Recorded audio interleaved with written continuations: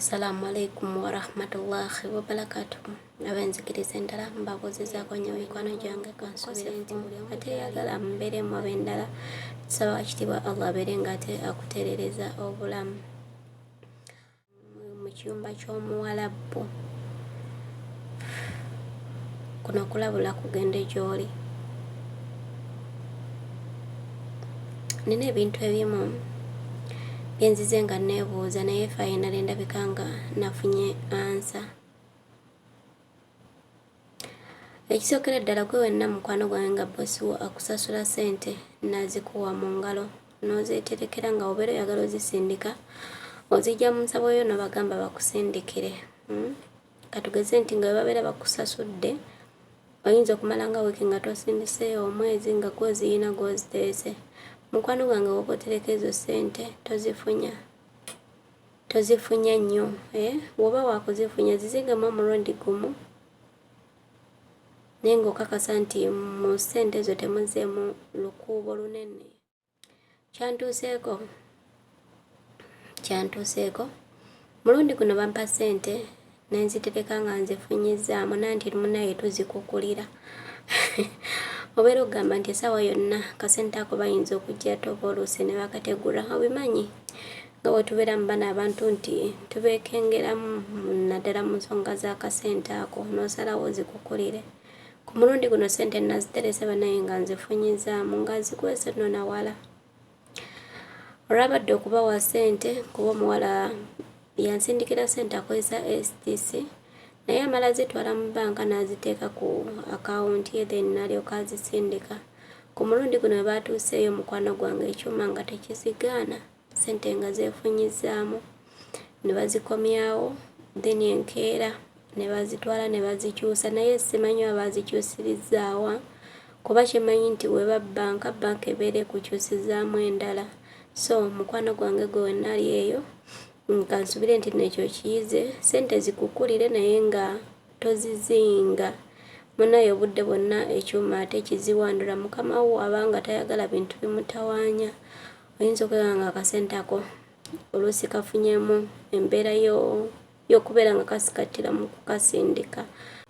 Then ekintu ekirala mukwano gwange gwe wengamba nti tebakukkiriza kufuluma nti wali wava e Uganda ng'ogambye Kadama munno tujja kwesisinkana kasasiro naye nga tofuna chance efuluma wabweru nga wooteeka kasasiro kaŋŋambe nti bateeka ekituli ku nnyumba nga wamuyisa n'agwayo wansi. Mukwano gwange tokyevuma.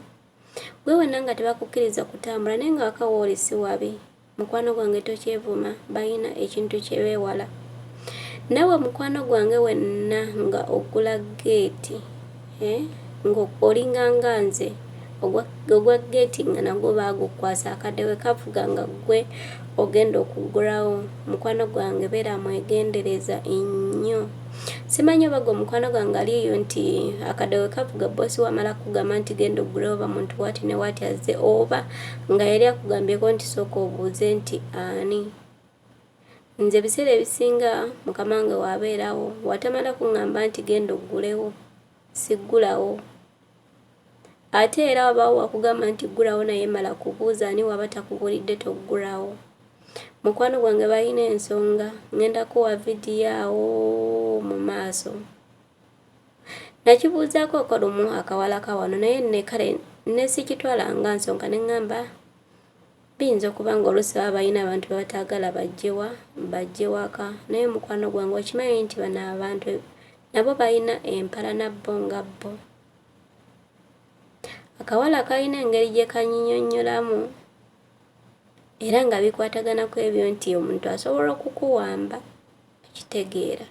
So wobeera ng'oggula geeti mukwano gwange omuntu woba tomutegedde toggulawo oba woba owulira weekengedde gamba mukamaawo ne bw'otuukayo n'obuuza nti ani n'ayogera nga tomanyi ani ayogedde si muntu wa waka awo wa mu nnyumba naye ogambe mukamaawo agaanye okwogera tutaase obulamu.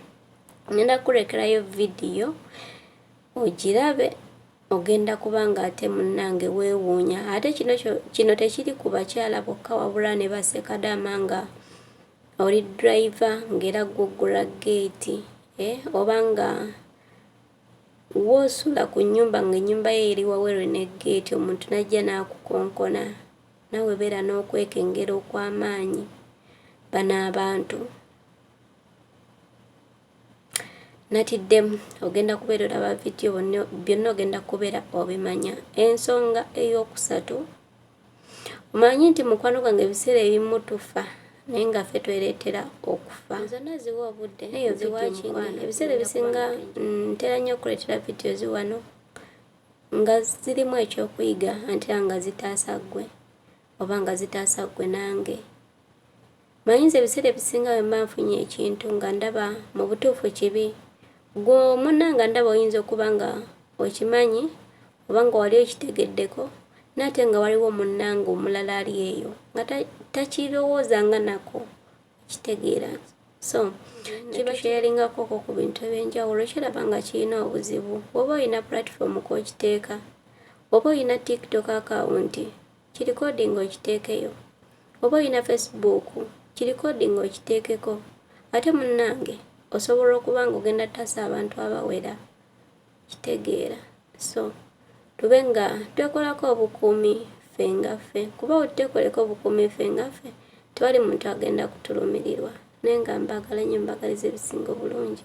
Assalamu alaikum warahmatullahi wabarakatuh.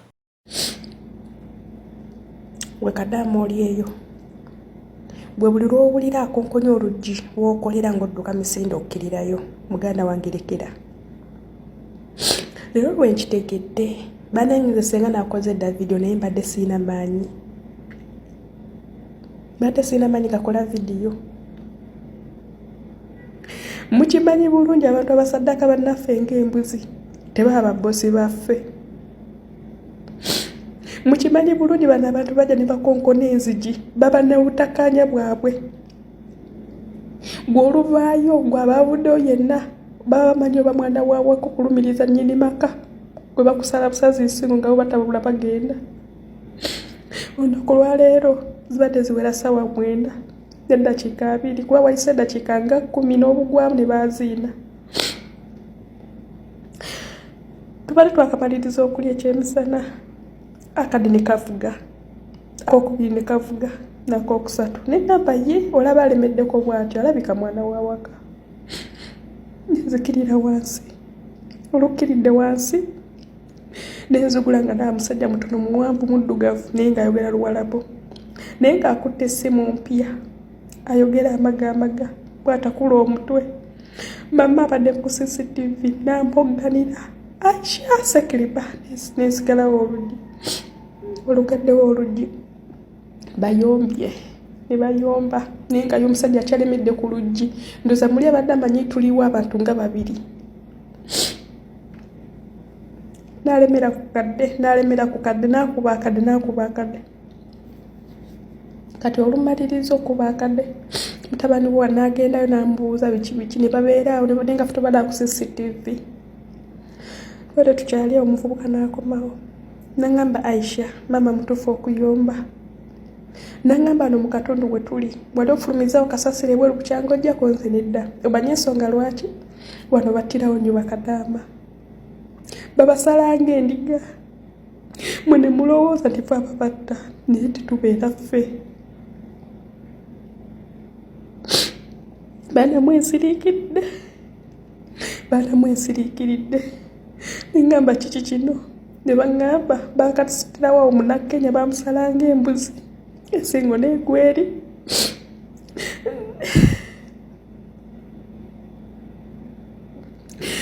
Bagenza okulanga sibikkiriza ne batwala ne bandaga vidiyo. Wallahi ya Mungu mujjukira omwana gwe baagamba Munnakenya gwe basalanga embuzi. Wallahi ya Mungu nga yeye yeke waneiba bwe bamuttira.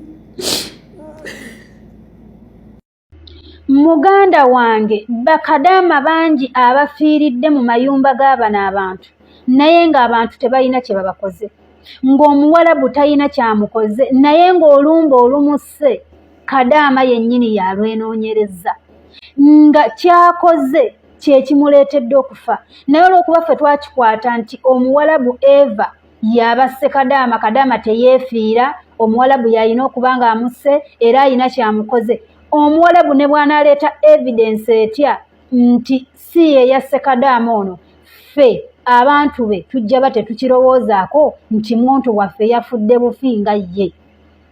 Mikwano mmwe abakola content nga tonnaba kutandika kukola ebyo content gwe byolowooza nti public byeyagala olw'okuba ofunirako likes, lowooza nnyo ku bulamu bwe.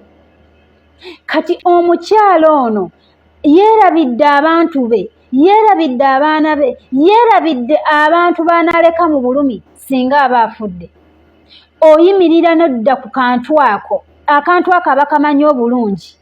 Bwebwo obuntu bwe bateeka ku madaala ku like stairs bwe bati agambuka ne babuteekako okukugira omuntu in case oseeredde oleme kugwayo eri, in case like waliwo abaana baleme kugwayo eri. Naye gwe okaliko okeeyiringitirako olw'okuba onoonya content, abakuwaana bakuwaana naye tebakuwabula. One day ojja kwekanga ng'oguddeyo wansi okubyewo omutwe ng'ofudde, bantu bo bakuziike, abantu bo basigale nga bakaaba. Lwaki content abamazeemu? Kati okaliko weebase olaga nti you are so lonely, weebase. In case omuntu ajja n'akusindika accidentally, in case wabaawo ekibaawo ne weekanga n'ogwayo wansi eyo ku madaala g'abana abantu nga bw'ogamanyi obuwanvu bwago, obeera onoolama. Muganda wange tuleme kufa nnyo ku content ng'obulamu bwaffe buli mu matigga. Funa likes 5 kubanga kuno ku social media tekusasulwa yadde n'11. Tosasulwa yadde n'11 ne bw'oba osasulwa sooka otunuulira abaana bo, tunuulira bazadde bo, tunuulira abantu bo b'ogenda okukaabya amaziga nga tonnadda mu bintu ebyo bya kisirusiru. Mujja kunsonyiwa abamu muyinza oba content w'oyo omuntu mumwagala, yes anyuma, naye obulamu bwe abuteeka mu matigga essaawa yonna asobola okukubayo omutwe wansi eri n'afa.